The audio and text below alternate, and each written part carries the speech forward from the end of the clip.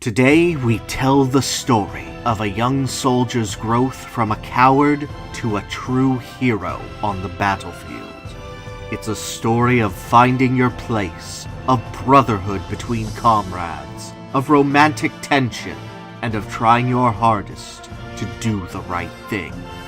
It's a story where you're faced with impossible odds against an enemy using underhanded tactics, one that doesn't respect the lives of its own men, and overcoming those odds with the power inside yourself and intelligent moves.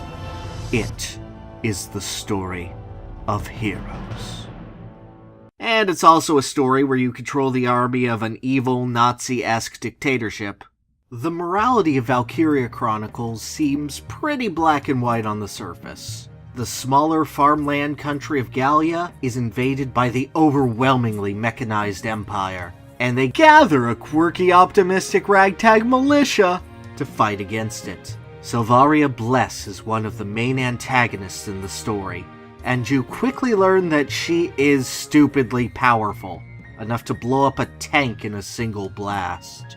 In fact, for the majority of the campaign, missions that feature her are more about avoiding her onslaught than taking her on directly. She's a character that is very easy to hate from a mechanical standpoint, since she cannot be confronted like other units and can move so quickly that she may destroy your units before you're even ready for her.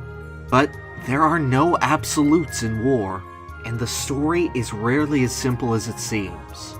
In a separate DLC campaign entitled Selvaria's Mission Behind Her Blue Flame, things are turned on their head as the player gets to see things from the Empire's perspective. The main character is not Selvaria herself, but Johann Oswald Eisen, a generic faceless engineer within her unit. He is cowardly, and through circumstances beyond his control, is thrust into the front lines before he's truly ready. Despite this, as an engineer, he possesses useful skills necessary on the battlefield. He can use Healing Ragnade more effectively than other units, and possesses grenades which can destroy barriers. Selvaria sees Oswald's potential despite his weakness, and takes it upon herself to mentor him directly. It's this relationship that builds up the crux of the campaign, and the heart of the message it's bringing across. There are essentially 3 missions within the mini-campaign, with a 4th harder version of a separate mission for ambitious players. The first splits the army into 2 distinct squadrons. To the left is a difficult, but not impossible battle against an enemy force filled with tanks and endless reinforcements. To the right is a separate path, with Oswald and Selvaria attempting a flanking route to capture the enemy's base camp. In this mission, you'll find that even without her tank-exploding superpowers, Selvaria is the best playable unit in the game, bar none. She has the movement speed of a scout, the power of a shock trooper, and the range of a sniper, all within a single unit, and would break any map not specifically designed around her overwhelming power. The player quickly grows attached to the novelty of playing as the seemingly unstoppable force they were fighting against in the main story, enjoying Selvaria and her unparalleled power. But even she can't beat this chapter on her own. Oswald, meanwhile, lags behind her, moving half as fast, not to mention taking only a couple shots to down, and being armed with nothing more than a pea shooter. Despite this, Oswald is every bit as important as Selvaria in this mission, since he can keep her healthy and destroy the barriers that would halt her progress otherwise. Through the mission, just like the player, Oswald grows attached to Selvaria, which impassions his own support on the battlefield. The second mission begins with the friendly, sympathetic underdog nation you play as in the main campaign, unleashing poison gas on Selvaria, breaking international war treaties in the process.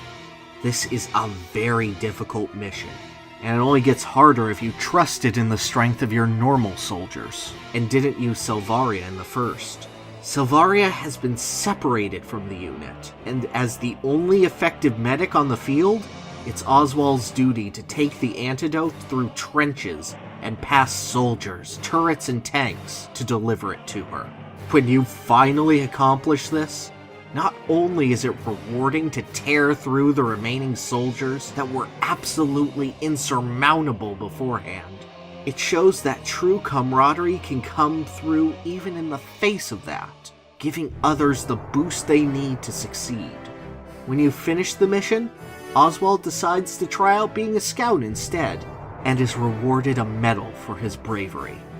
He also gets a new title, Oswald the Eyler, and if you're paying attention, you might see his name pop up a few times in the main campaign. As a generic soldier, of course. Oswald wouldn't have it any other way. The final mission is quite simple. All you gotta do is destroy this huge amount of enemies knocking at your door. This is the player's only opportunity to use Selvaria at her full power, and she absolutely obliterates anything in her path. And while Oswald is here, his class change to a scout serves importance only in story, as he becomes just another soldier in the fold. Oswald becomes another generic part of the army, because Selvaria protects her entire unit and plays no favoritism. Oswald isn't special on his own. He becomes part of something more special. The comrades in arms of the Empire, where every last man is valuable. And you've been blasting those valuable men to bits through the entire main campaign. Behind her blue flame successfully humanizes the entirety of the enemy forces through one surrogate for them and one maternal figure to protect them and be supported back in turn. Selvaria cares more deeply for her allies than any other character in the game. And although she might be on the wrong side of history, she's on the right side of compassion. Her soldiers don't fight for tyranny, but for their brothers in arms. War is a messy thing, easy to paint in shades of black and white, and indeed many games take the power fantasy route when portraying soldiers fighting overwhelming odds. But being able to paint war in the gray that it isn't just a rarity, it's inspiring. It's humbling. It's how you design for context.